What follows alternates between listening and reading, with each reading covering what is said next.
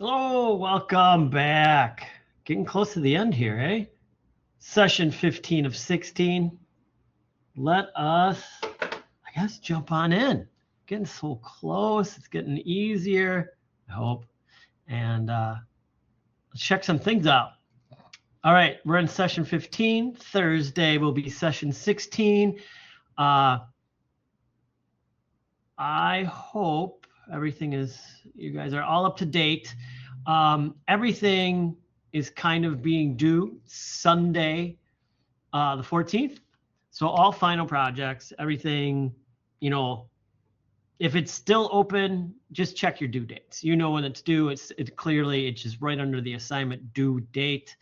And then I grade on Sunday, or not Sunday, on Monday morning. I get up and knock this out and turn it into the college before the end of the day Monday. So I'll turn it around quick, get your grades in, lickety split, and you are on your way to the next section of your life. Take a nice little break in the winter time, and you can make sure you're signed up for your proper next semester courses. You can use this as a helper. It's all out there. And I've said more than once, if the class you want to take happens to be full, get on the wait list. Otherwise, we won't know that people want to take it. If there's one person, we do nothing. But if there's 6 to 7, we will open a new section and get people in there. There is a limited amount of space and teaching availability, but we do what we can. So you make sure you get it in, check it out, and make sure you waitlist, because we will watch those. And if enough students get in on the next round, we will cruise on with that. So, and again, if you have questions, please reach out to me. The advisors may say one thing, we may say another, but I'm in the thick of it. I'm in with every course. I know the schedules, and the advisors have to deal with 12 different programs, so they may not know everything. But yeah, reach out if you have any questions. It's pretty simple. If you do 4, you do another 4. Double check those. What are they called? General studies. Get your general studies done. Cool. All right. Second to last quick design challenge. You do it as you need. What is tracking and typography? It's the adjusting of spacing across a range of characters. I got that one right. It's tracking and kerning. There's actually 2 terms I use interchangeably. One is like per letter, or like groups of letters. One is a single letter. It gets a little confusing, but if you say tracking or kerning, people understand what you're talking about. Second last chapter is on the diagram. This is kind of cool. It's a lot more influential now than it used to. No, this is diagramming is how, these are fun. Let's see if we can get into the big ones. It starts to build into how can you visually show people information in an interesting way. And this is all over. Think of an info. Whoa, right here. Think of an infographic. What could be a 6-page article can be a simple infographic, and you just look at, major points and letters and figure out your stuff. That's what diagramming is all about. It was invented, I can't remember when, a long time ago, and it was invented due to a pandemic in England. They're sourcing some stuff, but it was an invention. We will move on to Project A final. The final is, I'm going to review, and I'll come back to this as well, don't worry. I'm going to review everything that was handed in, like as soon as it's handed in, starting tomorrow, after my class, I'm going to start checking, and I'm just going to look at the computer roughs and then give you, this is what you should do. And then you do it, and then you take care of the project. I do my best to try to keep it very simple. Simple changes. We're down to the end of the semester. It's an 8-week course. It's lots jammed in. So I try to give you some space and just be like, change these 3 things and let's work from there. And then you can always update it in the future. But I will come back to that as we will talk about Unity. So we will have our standard Unity research, our Unity project, and these are open-ended now. I'll show you that. And then I'll take you through the Project Day final and show you how I want you to do what is called the final mock-up to really bring that final poster to life. So without further ado, let's check out Unity as it pertains to graphic design. All righty, let's get into this. Let's get into the thick of it. All right. It's sort of, I'm going to say it's sort of repetitious, so don't worry. And it's going to be fairly quick. All right. So we have Unity and we have Harmony, and they're just a little bit different, as Unity refers to the overall sense of coherence and oneness of a design work. Harmony is the visual compatibility of the elements. I use these interchangeably. It's like I just earlier said with tracking and kerning. It deals with letter spacing and word spacing in the same area, but Unity and Harmony I use kind of interchangeably. It's just hard not to. You know, we can dig into the finer points of each one, and somebody can call me out and you'd be like, yeah, you mean more about the unity of the piece rather than the harmony. Yeah, okay, whatever. But I'm talking about how it looks as a whole. And I think that's the major one right here, is how this looks as a whole. And so I stick with wholeness as we talk about this as a feature within the principles of graphic design.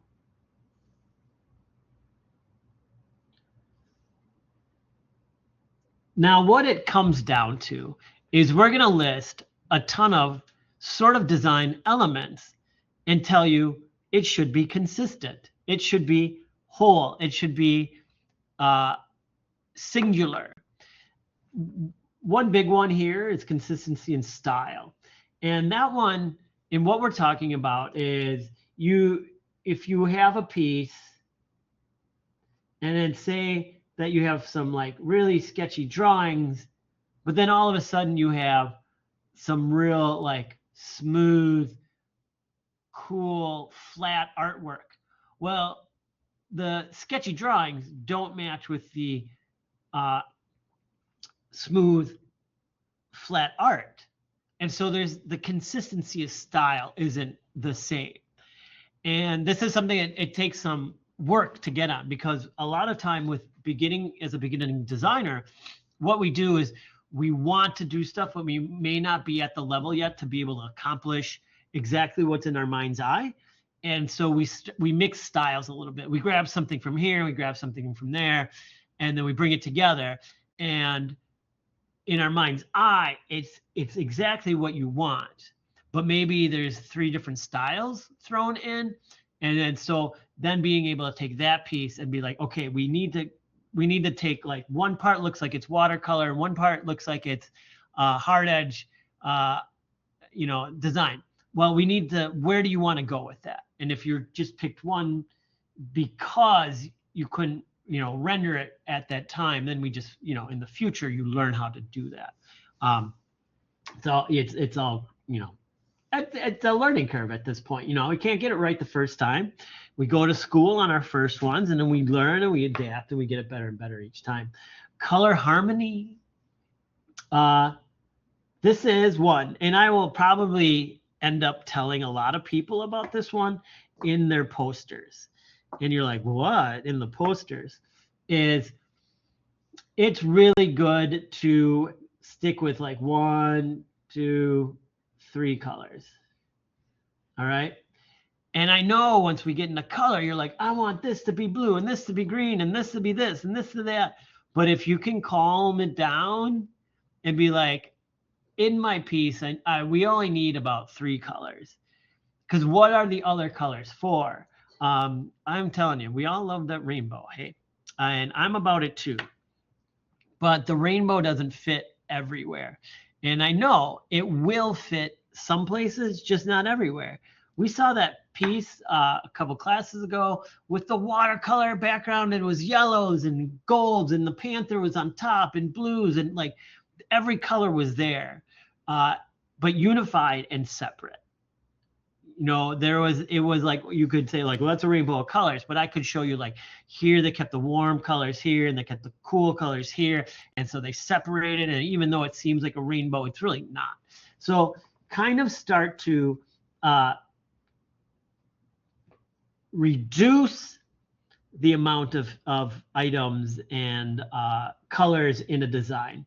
There's once a designer, and I forget who it is. This is sad because he's a very famous designer, was a gentleman, and they're key with this, and this deals with this as a whole.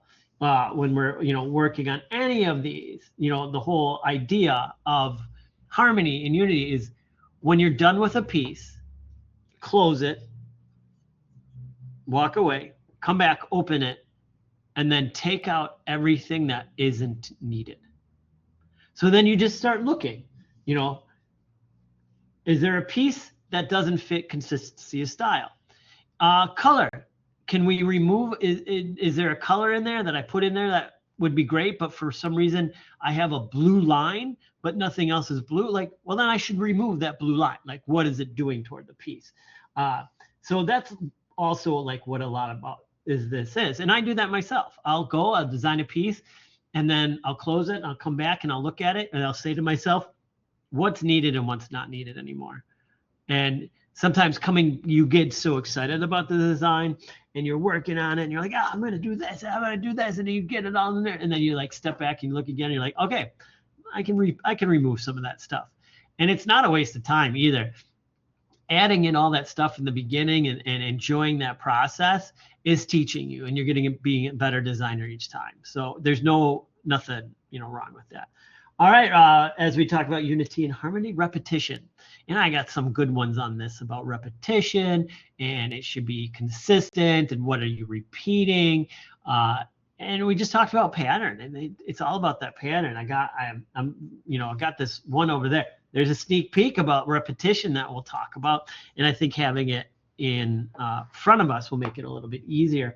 Proper alignment of elements within a layout, and just making sure that things look right. Are we, again, all these examples have stuff like this one has it with alignment, this one has it with alignment. So 3 out of the 5 examples that I picked really deal with alignment, and how do we set things up? How are we setting up our piece? And what are we looking at? Like, okay, this is important and it's here. Where should the next piece fit in relationship and alignment to that to make sure it seems correct? Proportion and scale. I mean, we talked about the whole part about proportion and scale. And yeah, like, is everything big? Well, if everything's big, what's important, what's not important? How do we use the proportion and scale to work with us on a piece? What do we want people to see? Well, make it big. What don't we want them to see? Make it small. But make sure then we work with a consistency when we're doing that. Again, this proportion and scale can work really good with this repetition idea up here.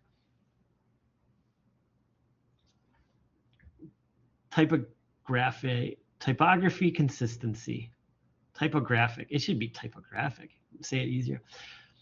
I don't know who's in typography right now. And I'm sure you've been told this in typography. Don't use so many fonts. Like, you just need 2. Really, just 2 fonts. 3, maybe 3 at the max. Don't go over 3. Well, I want this one at this area, and this font, and this area, and this font, and this area, a different font. And then this should be red. Like, then you're just going crazy, and it doesn't look right. Typography is like so important, and so like, it is how the people get the information. If you start adding like this and that and the other, and people don't know what to read, and you got cursive and you got sans serif and serif fonts all over the place, it's not going to work out well. I generally stick to 2 fonts, It's a rarity I go to 3. I usually try to keep it at 1 with a lot of stuff. I did a piece for Christmas. I had a fancy font that was like, loopy, like, and then I just had Times New Roman. And this was all like the important words, which were like 3 of them were done in the fancy and they stood alone and they were big. And then the other ones was literally Times New Roman. Because I thought, I just want a clean, easy reading font. And the fun one is the big one. But I knew also that the fun one couldn't read well in sentence form. All right. Negative space, empty space. Helps with unity. This is going to be maybe a big one. And I'll tell you it right now. So say this is a picture. We do not put our text right up against the picture. There's no negative space there. So if you have a picture, the picture is a piece itself. And then we put the text next to it. And that creates unity. There's a gap here. I can look at the picture and then I can read the words. Here, the picture runs into the words. It's too hard to read. With this negative space or white space or open space, it's all like we have 100 names for it. And, I've mentioned it to some people, like we'll have the example in your research and there's your picture and it'll say like book. I'm not writing cover, but like book is like touching that and it doesn't work well. So we got to, be cautious of that. And then it's just overall concept and theme. The whole picture, the whole piece. How does it look when you back away? Like we have our faces in our computers like 2 inches from those screens, especially when we're working on a laptop and not a bigger screen.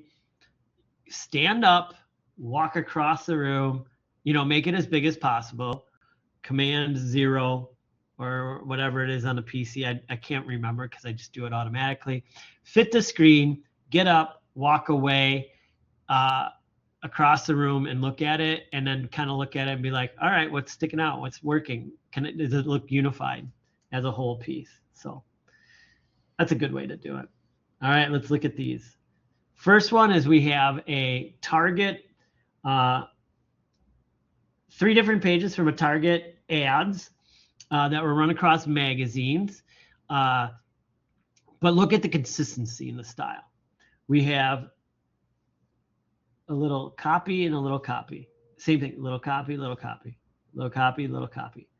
All in the same spot for the most part, all in the same spot. Then we have our hero, and our hero.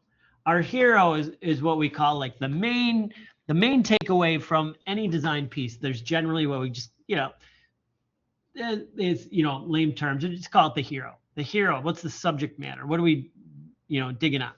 So each one has a really big floating hero. And then we have the secondary. What is used with the hero?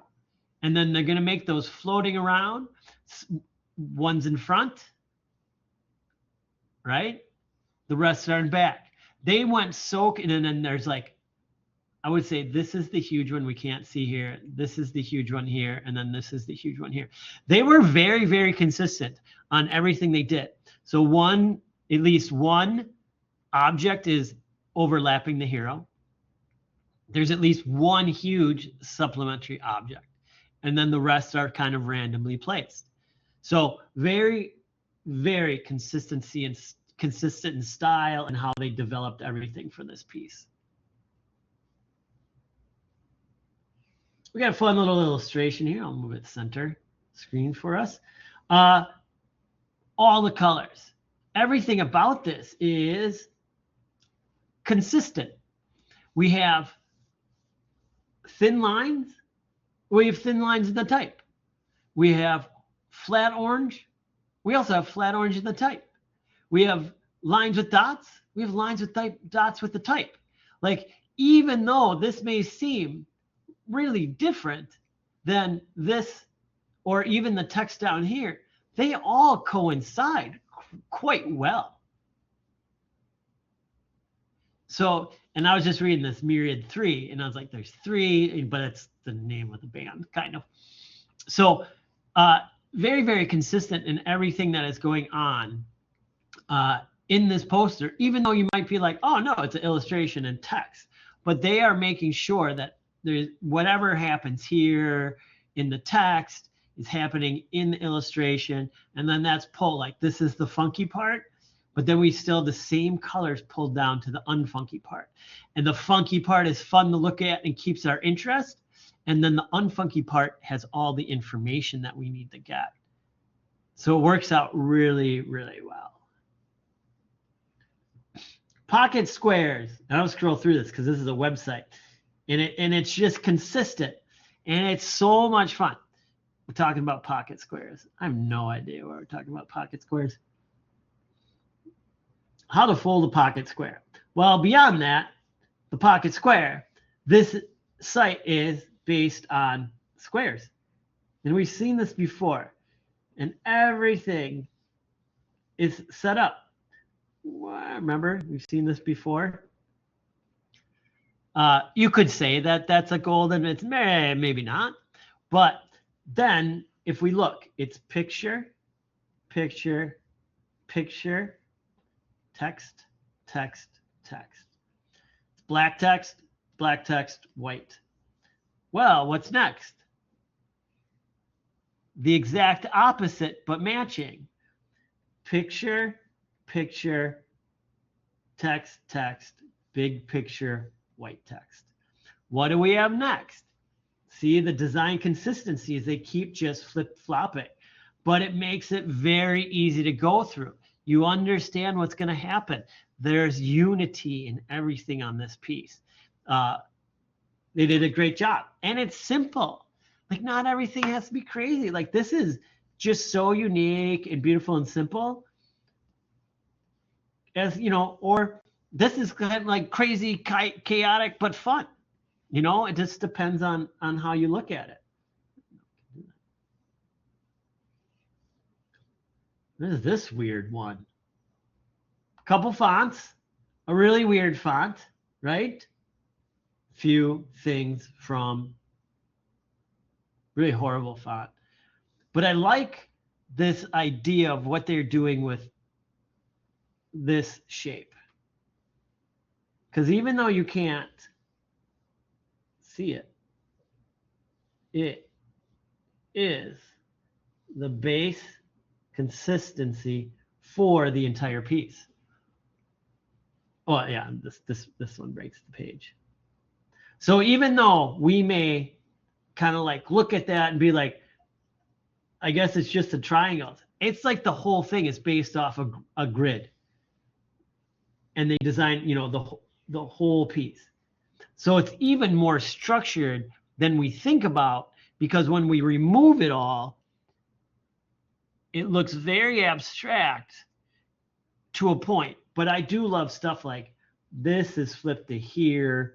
You know, they kept this from, I kind of do wish they would have had something better here, but it adds, what do we talk about? I guess that's me saying it now, but this missing is the anomaly in the pattern, which makes it more interesting. So I'm wrong on that. I just talked myself out of it that easily by saying like, oh no, if we remove that, we are changing the pattern and adding an anomaly, which makes the design far more interesting.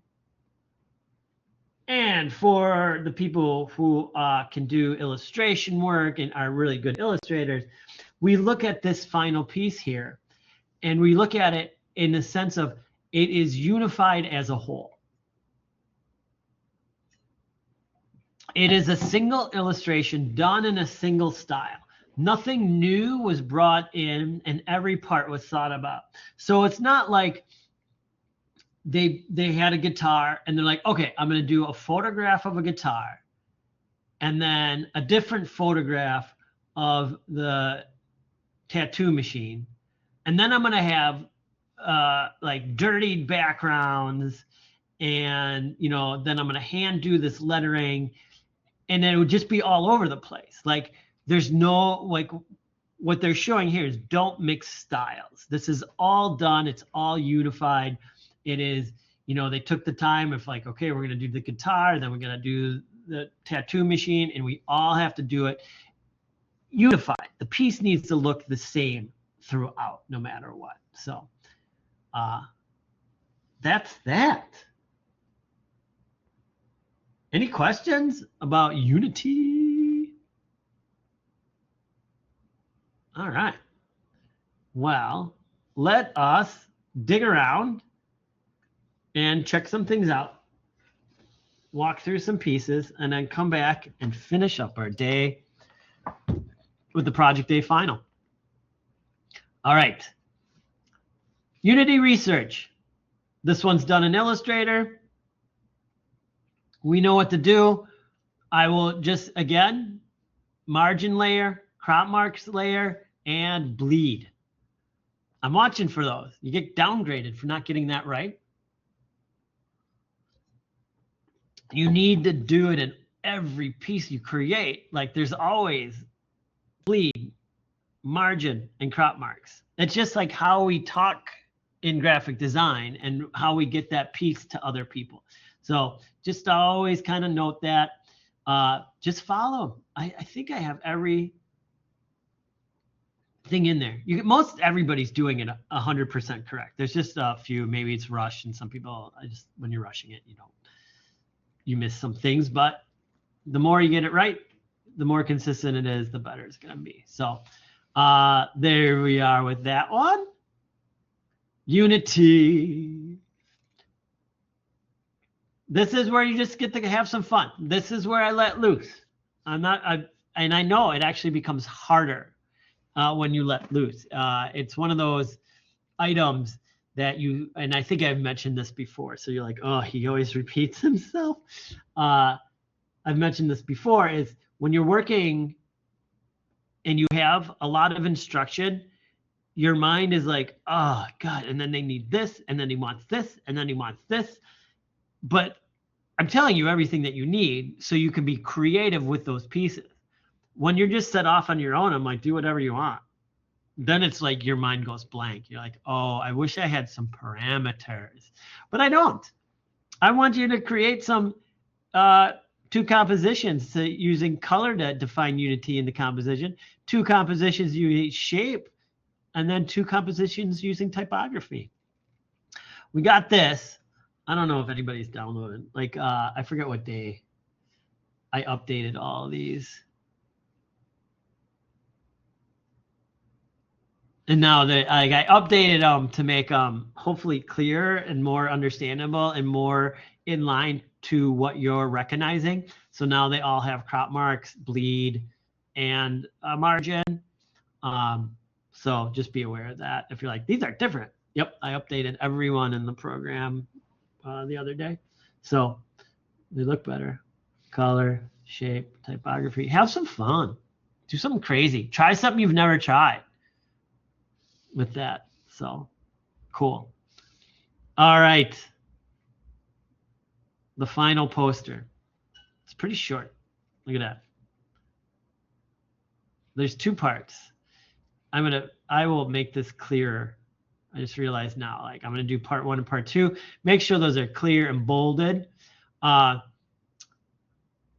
So I had a couple questions about this. Is like, you just keep adding to that presentation. You put your roughs in the presentation, and then you put your final in the presentation, and then you're going to put the final poster in the presentation. Like I said, I'm going to look, and I can do this as fast as I can because I want to give everybody enough time, because these are due on Sunday. You don't have a full week to finish. But in general, I'm just going to mention 1 or 2 or 3 things. Be like, hey, why don't you change this, adjust this, where I can. I may be a little bit more, but I'm very conscious about not giving too many, because then you'll get stressed and be like, well, he gave me like 12 things to fix, and I only have 4 days, and blah, blah, blah. And he wants us to do a mock-up. So that is part 2. So you're going to place your final poster. You can export it as a JPEG. it's an Illustrator. You can export it as a JPEG. So from Illustrator, you just simply go to File, Export, Export As, and then you hit JPEG. All right. And then it's just going to make an image. Export.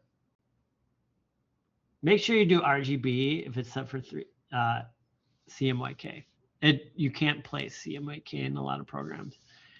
And then here's my JPEG. There it is. You know, like there you have an image of a JPEG, and then you can place that into your document. Now here's part 2, and it's not as hard as you think. It's actually fairly easy.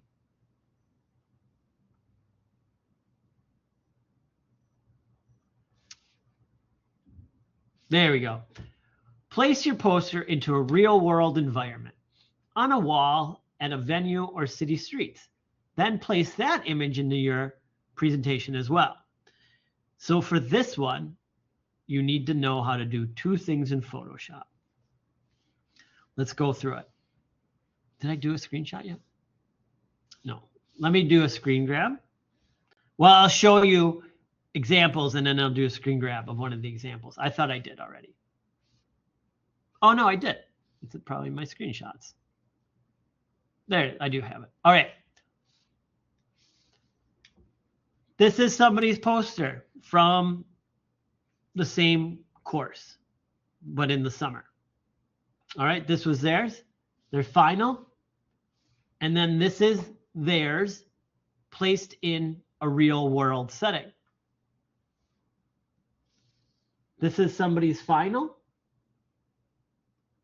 This is somebody's final placed in a real world setting. It's that easy. This is all we're asking you to do. So how do you do it? One, you export, or you can do a screenshot. Either one if you know what to do. The next one is I just typed in posters on a wall and clicked images. And then you go to tools and make sure that your size is large. And then you look for an image which will showcase your piece. But you want to be cool about it. I kind of like this one. And I'm going to right click because I'm going to put it here. You know, it's funny. It's not boring. It's not like this. Like anybody could do that. You know, like make it look cool. Like, so somebody's like, kind of like, oh, did you place that somewhere? Oh, okay, I'm gonna right click on this, save image as, and I'm gonna save it into my screenshots. And here, posters on and watch when I just put city wall. Then you get other ones, like that's a cool one. You put, oh, I like that even better. All right, now let's do it. So I'm in Photoshop now, okay? And it's part of the Creative Suite. And I'm gonna go to File, Open. I'm gonna go on my computer. I'm gonna go to Screenshots. And I think it's this one. I'm gonna hit Open. And there I have it. Now I'm gonna go to File, Place Embedded. This is, to me, a really easy way to just bring in an image. And I know this screenshot is a poster. And there it is. And I'm going to double click on it. Okay, so it has to be rasterized. Oh, did it do it? Now, if I go to Edit, now this is the one I'm going to use. And it's the best one ever. I'm just going to go to Distort. Distort allows me to just grab corners. And I see a little shadow here. So I'll come back to that. But I'm going to do it. I'm going to put it here. And I'm just matching corners. Now, one thing to watch out for is the area you put your poster in should be in relative proportion. So if this is not relative proportion, that looks like crap. Like, why would you put your poster into a square area? Find a poster size image for your poster. And then I'm going to get it real good. I'm going to zoom in now, right? And I'm going to futz with it a little bit more.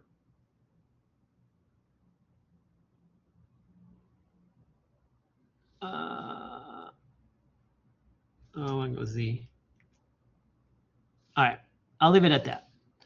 Now I'm going to turn off this layer. I'm going to turn on a new layer. And this is fancy stuff, all right? I'm going to Fancy Town. I'm going to pick this soft round. And on a new layer, I'm just going to test it. I'm trying to think of my color. You don't usually use, this is a dark blue.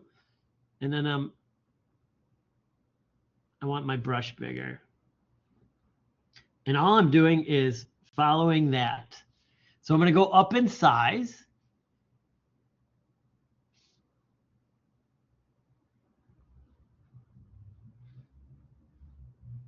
That may have been too big, but it's okay. Then I'm going to do the opacity to like 25. Ooh. And I'm going to turn on my poster. And then I'm going to look at it and I'm going to like, let's go up to 50. But then I'm going to change my blend mode. And you guys should know what this is if you're in Photoshop. And I'm going to find a good one that looks dark, but not weird. Like I kind of want that, but it's not working right. It really ruins it when it gets over the white. I think luminosity is the one. And then I'm just going to erase that. And I just don't want that little part above. Delete, and the little part below. Delete. And if anybody hasn't taken Photoshop, just reach out to me. I'll get you through this. It is literally, you can do it even simpler, but there you go. Oh, you know what? And then so you can go crazy. So I'm going to adjust this even more. I'm going to go to curves, and to get it to match the surrounding and the brightness, like I'm going to attach this to just that layer. Oh, I want it here. And I want to do that. And then I'm just going to like mess with it, like brighten it maybe. Like it should be washed out. It's in bright sunlight. So like that looks pretty cool to me. And then maybe we could do a filter. I'll just click back on this and go filter, blur, Gaussian blur, and just the minutest a little bit. It's pretty spot on. And there we go. And that's what you do. And I'm happy to help anybody who needs help with this. But I did like 6 things. If you follow what I did, if you get confused, let me know. But that's what I want. Then like, doesn't that bring it to life? It's pretty rad. I love doing that. I love it when you bring it to life. We used to, spent a career and we would do that all the time. It was like the last final thing, like bring it to life. And like, we got to show the client, let's bring it to life. It worked out really well. So any questions on the ending, second last meeting of the projects? All right. Well, I look forward to Thursday. I'm really looking forward to seeing these computer roughs. I will get to everybody tomorrow. If you turned it in, I will get to it tomorrow. And then you have Thursday, Friday, Saturday, Sunday. And then Thursday's project I'll get to on Friday. And then you just have Saturday, Sunday. Don't leave it all for the last day. All right. Well, there you go. Thank you very much. And I will talk to you on Thursday. All right. Take care.